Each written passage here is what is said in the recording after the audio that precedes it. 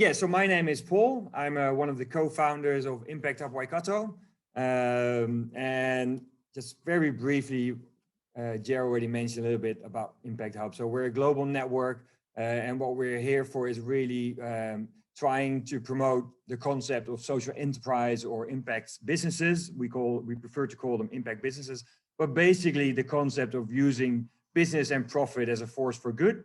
And we try to do that by connecting, inspiring, and enabling those particular impact entrepreneurs. We are based in the Waikato and Hamilton, so we offer a community workspace. We do different events and workshops.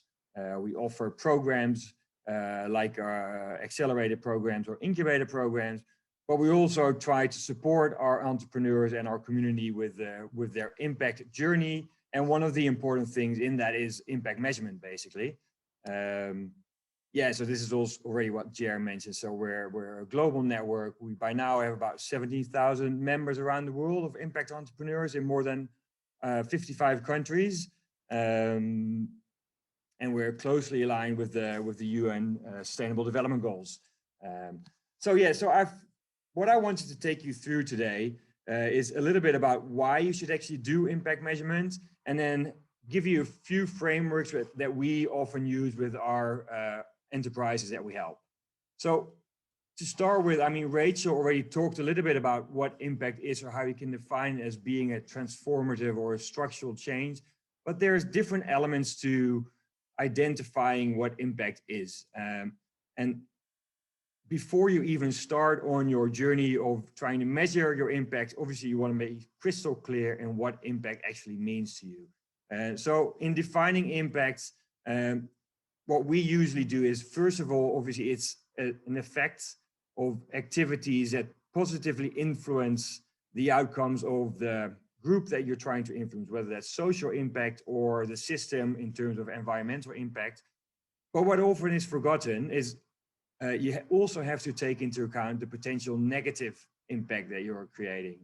So it has to be about the balance, the net balance between the positive effects, but also think about those risks or those potential negative by effects of the services that you offer.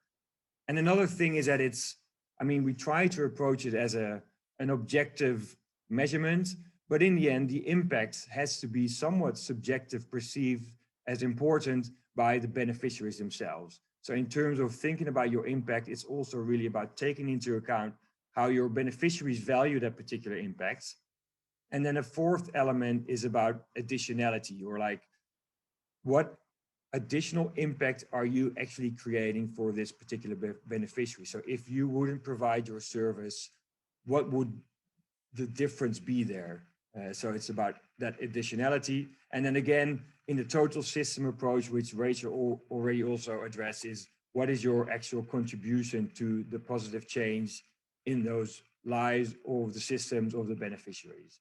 So really thinking about what is impact for you, and thinking about those different elements before you actually start measuring. And then in terms of why you would actually measure impacts, it's really twofold. So a lot of the times people perceive this as something they have to do because they have to prove the impact that they're creating, either for funders or whoever. We'll dig into that a little bit later. Yes, it's important to prove the impact because it's important to show yourself that you're actually succeeding in your goals of impact and showing your stakeholders.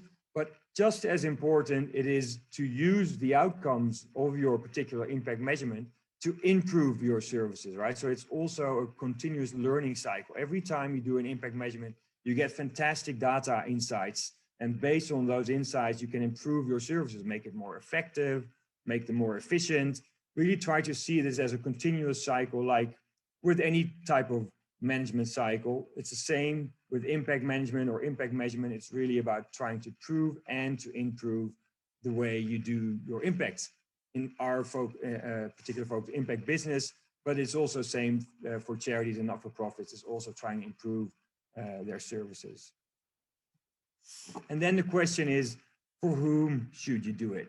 Well, again, a lot of the time, I think organizations think that they have to measure their impact and they have to prove it for their funders or their investors. which is true, right? I mean, an increasing amount of funders and investors are asking about measuring impact, or at least showing the outcomes that you're trying to achieve, which is great because it's, I think, a big step forward from just trying to ask for the outputs. But that's only one stakeholder why you want to measure impact. The second stakeholder group would be your community that you're actually impacting, or in the light of impact businesses or social enterprises, the customers, right? So for them, you're providing this service to them, and it's actually quite unique. If you have the outcomes of your impact measurement, you can use it as a fantastic communication tool and engagement tool as well. So you're also wanting to try and measure that impact that you're creating to show it to your community and your customers. And finally, you want to do it for yourself and your team, right? A lot of the times, people also forget about that, but it's actually really important for your own motivation to keep in touch with your main mission or your main goal. I mean, building up an enterprise or organization is hard enough as it is, but if you're also trying to create an impact through your business or your organization, you carry that burden, and it's sort of having to manage the managerial side and the commercial side and then the impact side. Impact measurement really keeps you grounded with your core goal and the reason why you probably started working for such an organization that's trying to create impact. So by measuring impact and showing that you're actually progressing, you're also keeping your own motivation in sync, more or less. So on to the next step. So impact measurement is often seen as quite a complex or hard type of process. It can be. If you talk about large-scale measurements using particular methodologies that are out there, which probably Joe will also talk a little bit about further on, it can be complex if you put it really big, but it can also be fairly simple. And at Impact Hub, because we try to support social enterprises from startup to scale-up stage, we try to sort of simplify it. And we use different tools for it to make it fairly simple. So the first framework that we often use is called the Impact Management Project Framework. Go to the website after this, it's fairly easy. It's www.impactmanagementproject.com, I think, or .org, any of the two. But it's a really simple framework. It really helps you identify, again, the impact that you're trying to make. So they basically assume that it's built up on 5 dimensions. It's basically what we just discussed previously. So the first dimension is obviously, what is the impact that you're trying to make? What is the extent, depth of the width of the impact? So really thinking about the particular impact that you're trying to create. But just as important is to describe who you're impacting. What are the groups of beneficiaries that you're trying to impact? How big is that group? How underserved is it? So how important is it for them that you're impacting them? And the same is true again, like how much are you actually impacting them? So on a full scale of that system approach, what is your contribution there? And then finally also, thus the contribution and the risks, as we discussed before. We usually at this part just ask the entrepreneurs that we work with to think about it, what the potential negative effects could be of the services that they provide. So the impact management project is really, we use it as a canvas, just to help entrepreneurs or organizations describe in more depth the impact that they're trying to make. If you look at the website, it's also really a tool that can be used for measurement. However, we usually don't use it for that. But if you want to have a more in-depth look into that, have a look at the website. Because for measurement, we have different steps that we use at Impact Hub.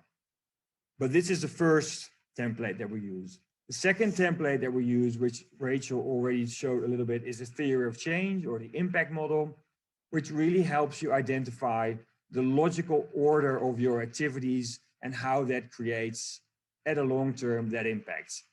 So you can use this in different ways. So we usually say, start with your impact, right? Think about the impact that you're trying to make, because that's starting with the why you are in business, and then work your way back through how the outcomes develop that impact, and then towards the output that create those outcomes, and the activities that create that output, and then again also the input that you need for those activities. If you do it from the other way around, starting with the input, you're really diving deeply more into the how you're creating the impacts. So in any case, this is a framework that can really help you understand better how your activities develop the outcomes and the impact that you're intending. And usually what's the hardest part in this is identifying those outcomes. The impacts overall, what my experience is so far with most organizations that we work with, is fairly easy to identify, not to measure, but to identify. So thinking about the long-term and the structural changes that you're trying to make is usually not that hard. The output is also fairly easy because it's just direct outcomes or outputs of the activities that you provide. But thinking about those outcomes, the the short to midterm changes that you're making for those beneficiaries, that's where it becomes more interesting and where you really want to deep dive into, because that's also the foundations for your impact measurements. Because in the end, it's not so much the long-term impact that you can measure, it's really the outcomes, so the short and midterm changes that you're actually trying to measure in your impact measurements. So first, impact definition through the template of the impact management project, then using the theory of change to understand the logical order of how you're trying to create outcomes and impact, and using those outcomes as the basics for your measurement plan. And then finally, when you have that, you can start building up your measurement plan. So with those outcomes that you've identified, you can start thinking about the metrics of those outcomes. And once you have those metrics, you sort of start understanding how you can actually measure that. Well, with that first template of the impact measurement project, we've already identified those groups.